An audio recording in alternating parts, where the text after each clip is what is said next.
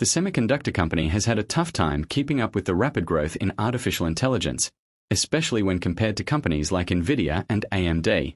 The Trump administration announced on Friday that it had taken a 10% share in Intel, which is the president's latest effort to have the federal government take a bigger role in private businesses. The U.S. will not have direct control over Intel's board of directors and will follow the current board's decisions when voting on shareholder matters, except in a few special cases, according to a statement shared by the Trump administration and Intel. This move also happens as the U.S. is competing with China to lead in the artificial intelligence field. President Donald Trump shared the news on his social media platform called Truth Social. He praised the company's CEO just 2 weeks after he had asked the CEO to step down due to concerns about possible connections to China. He wrote, "It is my great honor to report that the United States of America now fully owns and controls 10% of Intel, a great American company that has an even more incredible future." He added, "I negotiated this deal with Lip-Bu Tan, the highly respected chief executive officer of the company.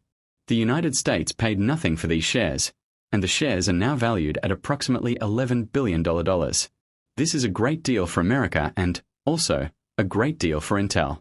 Building leading-edge semiconductors and chips, which is what Intel does, is fundamental to the future of our nation."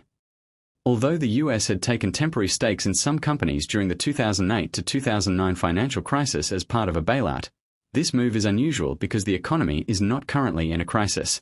In 2003, Congress studied the effects of the federal government buying shares in public companies and found that it wouldn't give a free lunch and would put taxpayers at greater risk, even though it might offer some benefits. The stake will be covered by $5.7 billion in grants that the government had already given to Intel under the 2022 U.S. CHIPS and Science Act, plus $3.2 billion as part of a program called Secure Enclave. This initiative was previously classified, but Congress approved the funding in 2024 after Intel lobbied for it, according to Politico in 2024. Including $2.2 billion in CHIPS grants that Intel has already received, the total investment now stands at $11.1 billion, which is 9.9% of the overall amount. Intel's value on the stock market is around $108 billion. Trump continues to push forward with long-standing rules about how the government and businesses interact, moving away from the free market approach that both major U.S. political parties have traditionally supported. This month, Trump convinced chipmakers Nvidia and AMD to give the U.S. government 15% of their earnings from sales to China in exchange for getting export licenses for those sales. While these companies have benefited from the larger artificial intelligence boom, it's not guaranteed they will have a big financial gain. In the case of Intel, which is based in California, the company has had a tough time keeping up with its competitors in recent years, with its stock price dropping about 60% from its peak during the pandemic.